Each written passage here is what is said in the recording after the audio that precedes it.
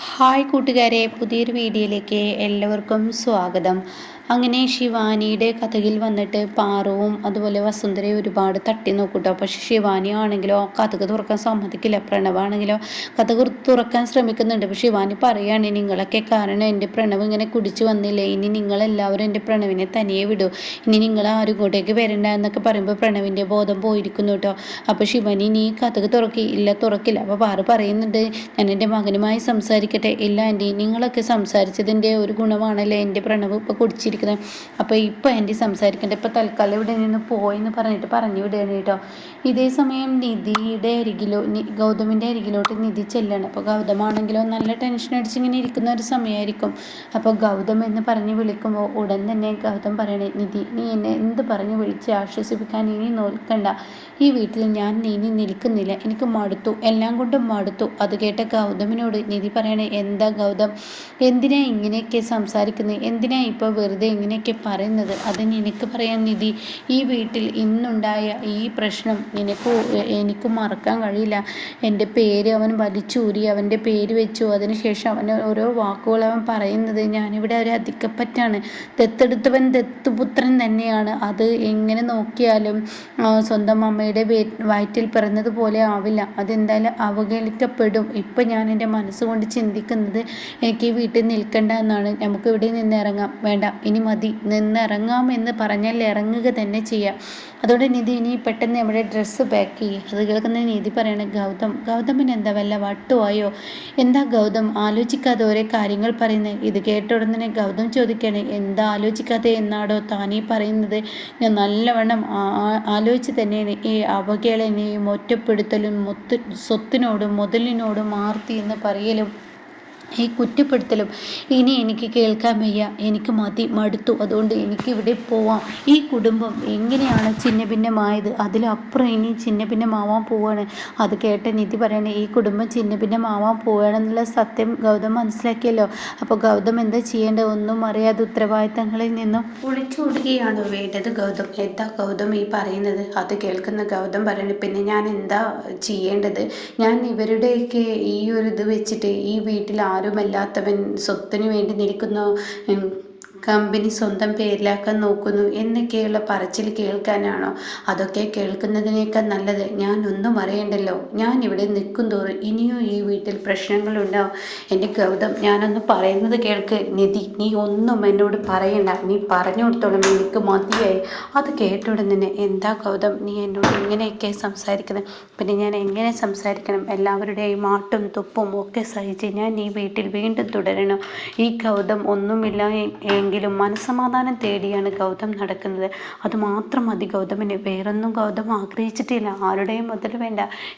എൻ്റെ അനിയനായി കണ്ട പ്രണവ് ആഗ്രഹിച്ചതുപോലെ തന്നെ ഒരു സ്വന്തമായി ബിസിനസ് അവന് തുടങ്ങണമെന്നും അതുപോലെ തന്നെ അവൻ്റെ അച്ഛനമ്മയും ഉണ്ടാക്കിയ ഈ സമ്പാദ്യം, അതായത് ഈ ഗൗതമിൻ്റെ കമ്പനി, അതായത് ഗൗതമൻ കെട്ടിയുയർത്തിയതാണെങ്കിലും കൂടി അവൻ ആഗ്രഹിക്കുന്നത് ആ കമ്പനി അവനിൽ കിട്ടണമെന്നാണ്.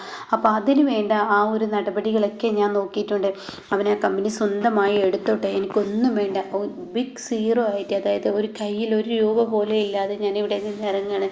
നിധി വാ എന്ന് പറയട്ടോ. ഇത് കേൾക്കുന്ന നിധി പറയണേ, ഇതൊക്കെ അറിഞ്ഞ പാറുവിൻ്റെ സങ്കടം എന്താണെന്നറിയോ? പാറു സ്വന്തം മക്കളെ ആയാണ് ഗൗതമിനെയും അതുപോലെ തന്നെ പ്രണവിനെയും കണ്ടിട്ടുള്ളത്. പ്രണവ് സ്വന്തം വയറ്റിൽ ജനിച്ചതാണെങ്കിലും ഗൗതമിനെ അതേ കണ്ണിലാണ് കാണുന്നത്. മനസ്സിലാക്കുന്നത് നല്ലതാണ്. അതുകൊണ്ട് തന്നെ നമുക്കൊരിക്കലും പാറുവിനെ വിഷമിപ്പിക്കാൻ പറ്റില്ല. എനിക്കതൊന്നും അറിയണ്ട, എനിക്ക് ഇനി ഇവിടെ നിൽക്കാൻ പറ്റത്തില്ല, അതുകൊണ്ട് ഞാൻ ഇറങ്ങുന്നു എന്ന് പറഞ്ഞിട്ട് പാറുവിനെ കാണാൻ പോവാണ് കേട്ടോ. ഈ സമയം പാറുവാണെങ്കിലോ പൂജാമുറിയിലിരുന്ന് കരയാണ്. പൂജാമുറിയിലിരുന്ന് പറയാണ്, ദൈവമേ, എൻ്റെ 2 മക്കളും തമ്മിൽ അടിപിടി കൂടുന്നു. അത് കണ്ടു നിൽക്കാൻ എനിക്ക് കഴിയുന്നില്ല. എന്തൊരു അടിപിടി കൂടലാണ്. അവരിങ്ങനെ അടിപിടി കൂടിക്കഴിഞ്ഞാൽ തീർച്ചയായും ഒരമ്മയായ എനിക്കിത് കണ്ടു നിൽക്കാൻ കഴിയില്ല. ഞാൻ ദത്തെടുത്തവനെന്നോ അങ്ങനെയൊന്നും പറഞ്ഞിട്ടല്ലല്ലോ എൻ്റെ മക്കളെ ഞാൻ വളർത്തിയത്. എൻ്റെ മക്കളെ ഞാൻ 2 പേരെയും സ്വന്തം, അതായത് എൻ്റെ വയറ്റിൽ പിറന്ന മക്കളായി തന്നെ വളർത്തിയിട്ട് എൻ്റെ മക്കൾ എന്താ ഇങ്ങനെ തമ്മിൽ സ്നേഹം സമയം തിരിച്ചറിയാതെ രണ്ടാളും അടി കൂടുന്നത് അതെനിക്ക് താങ്ങാൻ കഴിയുന്നില്ലല്ലോ ഈശ്വര. എന്ത് വിധിയാണ്, എന്ത് ദുർവിധിയാണ് എനിക്ക് വന്നിരിക്കുന്നത് എന്നൊക്കെ പറഞ്ഞിട്ട് പാറു കരയുന്ന സമയത്ത് ഗൗതം അങ്ങോട്ടേക്ക് കടന്നു വരികയാണ്. അപ്പോൾ ഗൗതം ചോദിക്കുകയാണ്, എന്താ പാറു, എന്തിനാ പാറു ഇങ്ങനെ കരയുന്നത്? അത് കേട്ട ഉടൻ തന്നെ ഒന്നുമില്ലടാ പാറു, അങ്ങനെ കരയാൻ പാടില്ല. പാറു കരയുമ്പോൾ അത് എനിക്ക് സഹിക്കാൻ കഴിയില്ല. അത് കേട്ട ഉടൻ തന്നെ എടാ, ഞാൻ എൻ്റെ ദൈവത്തിന് മുന്നിൽ എന്തെങ്കിലും പറഞ്ഞ് കരയുമ്പോൾ നിനക്ക് എന്താ പ്രശ്നം എന്നിങ്ങനെ ചോദിക്കുന്നുണ്ട് കേട്ടോ. അത് കേട്ട ഉടൻ തന്നെ പറയുകയാണ്, എനിക്കൊരു പ്രശ്നവുമില്ല. പക്ഷെ മക്കളുണ്ടാവുമ്പോൾ എൻ്റെ പാറുവിനെ കരയേണ്ട ആവശ്യം എന്താ? അതാണ് എൻ്റെ സങ്കടം. മക്കളുണ്ടാവുമ്പോൾ എൻ്റെ പാറു ഒരിക്കലും കരയരുത്. അതെനിക്ക് സഹിക്കാൻ കഴിയില്ല. മക്കളോട് പറയാൻ കഴിയുമെങ്കിൽ മക്കളോട് പറയാമെന്ന് പറയുന്നു കേട്ടോ. അത് കേട്ട ഉടനെ പറയാണ്, നീ ഒന്നും മിണ്ടാതിരുന്ന്, എനിക്കിപ്പോൾ ഒന്നും കേൾക്കാൻ പറ്റിയ മാനസികാവസ്ഥയില്ല. അതുകൊണ്ട് തന്നെ ഞാനിപ്പോൾ എൻ്റെ ദൈവത്തിനോടെല്ലാം തുറന്നു പറയുന്നതിൽ എൻ്റെ പാറു എന്തിനാണ് അങ്ങനെ വിഷമിക്കുന്നത്? പാറുവിന് എന്താ സങ്കടം? എടാ, ഞാൻ നിങ്ങളെ രണ്ടാളും വേർപിരിച്ചല്ലല്ലോ വളർത്തിയത്. എന്നാൽ പാറുവിനോട് എനിക്കൊരു കാര്യം പറയാനുണ്ട്. ഈ വീട്ടിൽ സ്വസ്ഥതയും സമാധാനത്തിനും വേണ്ടിയല്ലേ പാറു ഇപ്പോൾ ദൈവത്തിന് മുന്നിൽ കൈകൂപ്പി കരഞ്ഞത്? അത് കേട്ട ഉടൻ തന്നെ പാറു പറയണേ, അതെ, എങ്കിൽ ഞാനൊരു വഴി പറയാം. എന്താ മോനെ, എന്താ വഴി? എനിക്കെൻ്റെ അനിയനെ എന്നും അനിയനായി തന്നെയാണ് ഞാൻ കണ്ടിട്ടുള്ളത്. അവന് വേണ്ടി ഞാൻ ചില വിട്ടുവീഴ്ചകൾ ഇപ്പോൾ ചെയ്യാൻ പോവാണ്. അപ്പോൾ തന്നെ പാറു പറയാണ്, എന്തായാലും എടാ, അവൻ്റെ ഉള്ളിൽ വേറൊരു പ്രശ്നം കൂടിയുണ്ട്. അപ്പം അതിന് മുന്നേ പാറുവിനെ കാണാൻ വേണ്ടി ഈ പറയുന്ന പ്രണവും ശിവാനിയും കൂടി ചെല്ലുന്നുണ്ട് കേട്ടോ.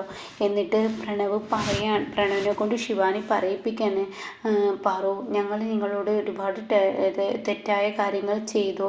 ഇവിടെ ഗൗതമിൻ്റെ ഉയർച്ച മാത്രമേ നോക്കുന്നുള്ളൂ. എന്നാൽ ഇവിടെ പ്രണവാണെങ്കിൽ ഒറ്റപ്പെട്ട് കൊണ്ടിരിക്കുകയാണ്. അവൻ എല്ലായിടത്തും ഒറ്റപ്പെടുകയാണ്. ബിഗ് സീറോ ആണ്, അവൻ ഒന്നിനും പോരാത്തവനാണ് എന്നുള്ള ആ ഒരു തോന്നലാണ് ഇപ്പോൾ പ്രണവിൻ്റെ പ്രശ്നം. അപ്പോൾ പ്രണവ് പറയണം, അതേ അമ്മേ, എല്ലാവർക്കും മുന്നിൽ ഞാൻ അപമാനിതനായി പോവുകയാണ്.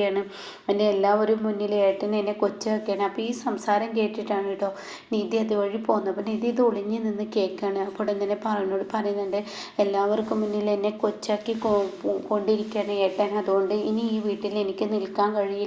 അതുകൊണ്ട് ഞങ്ങൾ എങ്ങോട്ടെങ്കിലും പോവാണ്. എന്താ മോനെ നീ ഇങ്ങനെയൊക്കെ പറയുന്നത്?